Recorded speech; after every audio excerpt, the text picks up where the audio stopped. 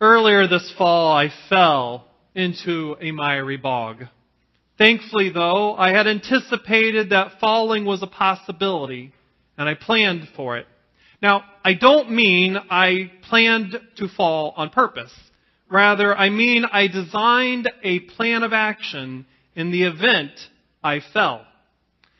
See, I was up north hiking and taking photographs of the leaves after they had changed colors when I discovered a tree lying in a bog off the trail. If I could get closer, I thought it might make a great subject for photography. However, to get closer, I had to figure out how to maneuver through some wild undergrowth and wild vines with thorns. To make matters complicated, the ground was soggy from the recent rainfall, but I was determined to get that photograph. So I studied the weeds and different ways to approach this spot and realized that it wasn't going to be an easy task, and it was possible with all those thorns and vines I was going to fall. But I also knew it was totally worth the effort if I could get through it. I decided that if I tripped over the vines, I would try to land as controlled as possible. And as for some of you who have fallen and done some damage to yourselves, you know controlled is only what we hope we can do. But in this case, what I figured I would do is try to avoid catching myself, because the last thing I needed was a broken arm. So I decided I would try to maneuver one hand in front of my head, in front of my face, in case there was a rock or a stone, and the other held my camera. And I was told by Karen, if you're going to take this camera out there, you better be careful with it. So I figured this thing is more important than my own life. So I figured the best way to do this is, if I fall, hold that camera as skyward as possible and don't let it hit the ground. Well, as I reached my goal, sure enough, I caught my foot in the undergrowth, and down I was going. But just as I planned it. And it was really cool in a strange kind of way. The muddy bog caught me with a whoop. It was really, really neat. You had to be there. The thing is, as I lay there taking an inventory of everything to ensure nothing was hurt, the knees, check, arms, hands, fingers, nothing was landed upon, so everything was good. And then I remembered the camera. So I slowly looked up, fearing for my life, but the camera was fine. Everything was good to go. So I slowly rolled onto my left side, and that's when I noticed I was in a bit of trouble. All I could see was the deep, thick muck where I'd fallen, leaving a oozy imprint. And I thought, boy, this would be great if I planned on playing in the mud. But I was on a mission to get a photo. So far, I managed to keep my hands clear of the mud, and I hoped I could remain that way. So I attempted to get my knee up by my chest so I could lift myself up. Instead, I only managed to push the sludge down deeper, so it felt like I was starting to be pulled into the mucky bog. As I found myself in a conundrum, images of the early black and white Tarzan television episodes began to play in my mind's eye.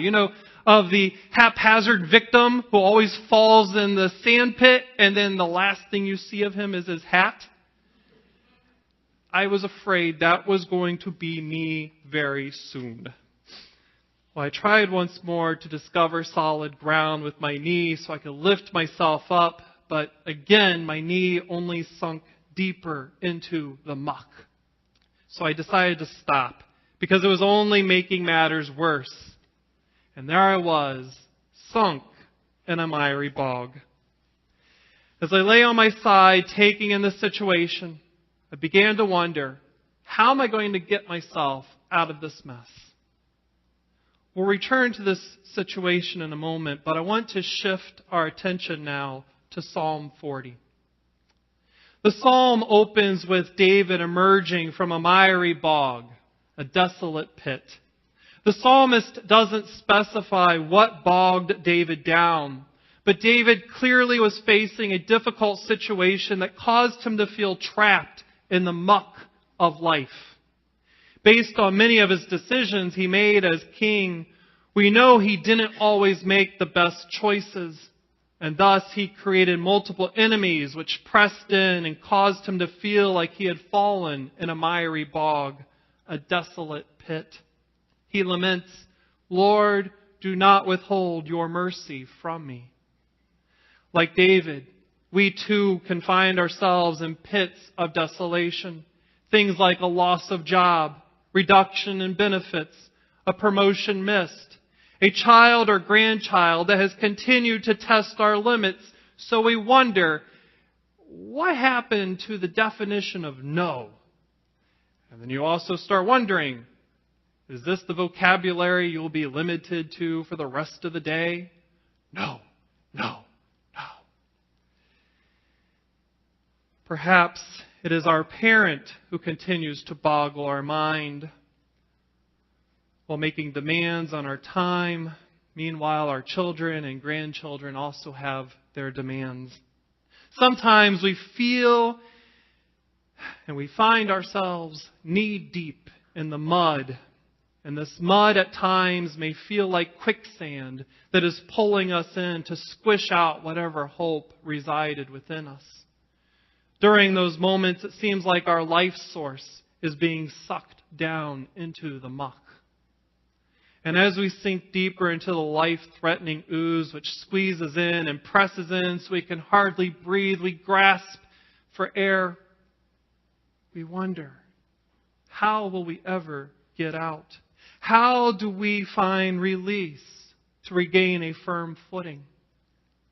One way that is often employed but doesn't work is blaming others. Oh, sure, I'll admit, this method seems like it should work, right? I mean, why not? Blaming others for our troubles, or blaming others for our financial problems, or blaming others because we're just having a bad day, or because we're stuck in the muck of life, is so easy. It may even allow us to feel better about ourselves, temporarily. And even though blaming others doesn't work, I've seen this behavior exhibited repeatedly as persons lash out and blame others for their struggles, even when clearly their decisions were often the cause. An example of this appeared recently on one of my favorite television shows, Judge Judy. The case involved two persons who were involved in a traffic accident. The defendant said she was on a side street pulling onto the main roadway when she saw the complainant's car. But the defendant said, "I pulled into the intersection because the complainant had plenty of time to stop their vehicle." Judge Judy asked the defendant, "Did both of you have a stop sign?" "No, only I did," the defendant responded proudly. "So why didn't you stop?" Judge Judy asked. The defendant responded, "Because the complainant saw me enter the intersection and she should have stopped. She's caused the accident."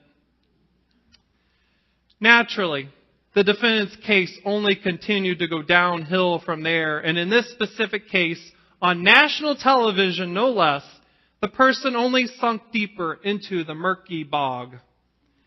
And as this case demonstrated, clearly, blaming others doesn't release anyone from the murky bog or the desolate pit. I'll admit, though, blaming others for our troubles does appear to be easier, but it sure wastes a lot of time, energy, and effort. And blaming others doesn't actually solve the problem.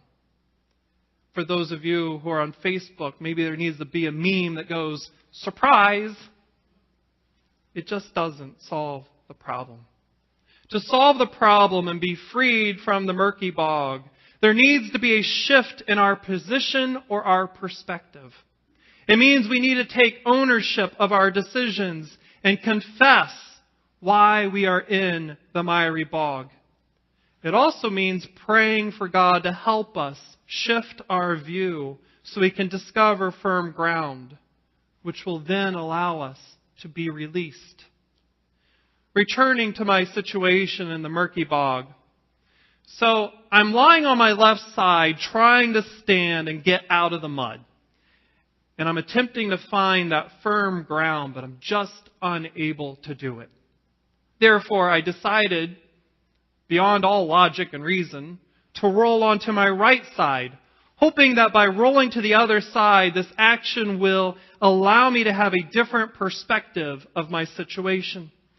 And sure enough, once I rolled onto my right side, I saw that what was right behind me when I was on my left side was firm ground.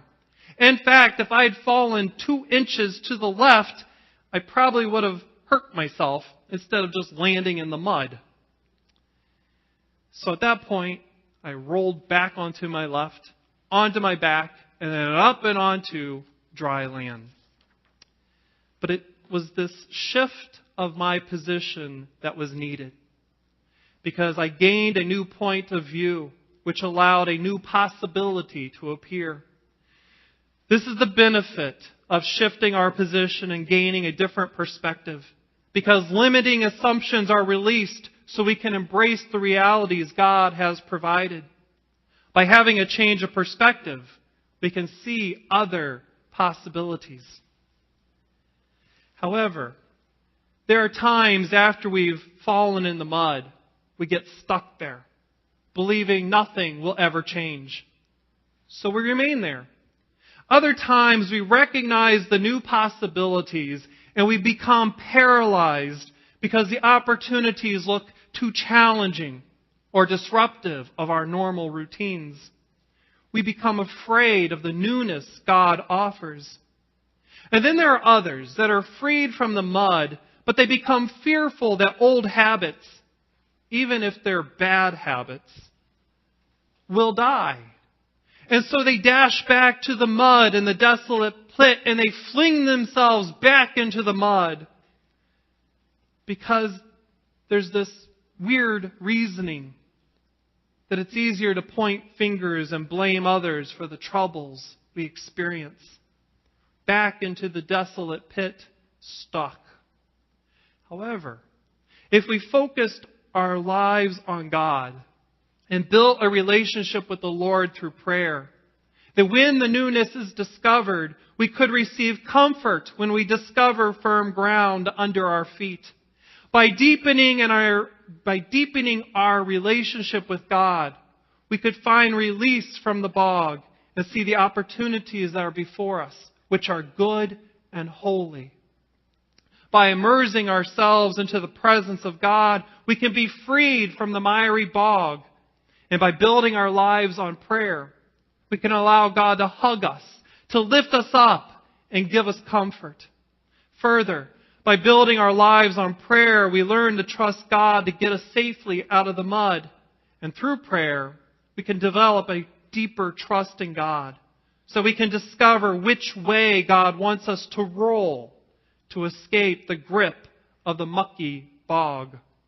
When we trust God and obediently obey, we can find our feet on the solid rock which God provides. And then, like David, freed, we can sing a song of praise to share our story of gladness, of our deliverance with the congregation, proclaiming God's good actions. In the psalm, David reminds us to sing a song of praise to reveal our relationship with God. He begins the psalm with a song of praise and closes with a petition. O Lord, do not withhold your mercy from me. Let your steadfast love and your faithfulness keep me safe forever. David's plea reveals that he trusts that every time he falls into the mucky bog, God will deliver him from trouble and set his foot back onto solid ground. And David says, while I was stuck, I sang my songs of praise to you, and you inclined your ear to me. This part of David's song might be a little tricky, especially when we fall into the bog or the pit. Sometimes when we become stuck in the muck, We become fearful and anxious. We forget to pray and even share with God our feelings. In the psalm, David provides a reminder that when we are stuck in the mud, this is the best time to pray and to express to God our situation. Because revealing our trust in God to help us be freed from the muck so we can stand on solid ground and embrace the glorious opportunities God has planned is the whole point of trust and prayer. This allows us to be freed from wasting energy, freed to embark on a new journey, to find new tasks, new ministries, discovering new growth, and discovering what God has in store for us. Perhaps we will even accomplish the task we wanted to complete originally. On the other hand, maybe God will help you accomplish a new task. Returning to my story up north, because there's a third part to this story. So I'm freed from the mud, and I'm able to finally accomplish my original task, as you saw the photo earlier. But before I took the image of the log in the bog, I discovered a new image, which I only discovered because I had been in the bog to begin with. And gaining a new perspective on solid ground, I found this crowned tree. Doesn't look like much, but wait till you turn it around. To me, this was far cooler than the log in the bog. So as we deepen our relationship with God, trusting and praying, may we discover the presence of God. So when we find ourselves stuck in the bog, we can ask ourselves, why am I stuck? Why am I blaming others? And what prevents me from having courage to get out of the bog or out of the pit?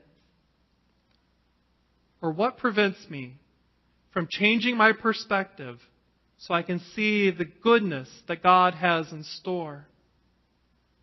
And one more to reflect on. Why do I keep running back to repeat old habits? As you contemplate these questions for you, may you resolve with God to pray more often and to trust that moving forward in faith will be clearer as we receive God's grace and discover solid ground under our feet. Praying for God, help me know which way to roll.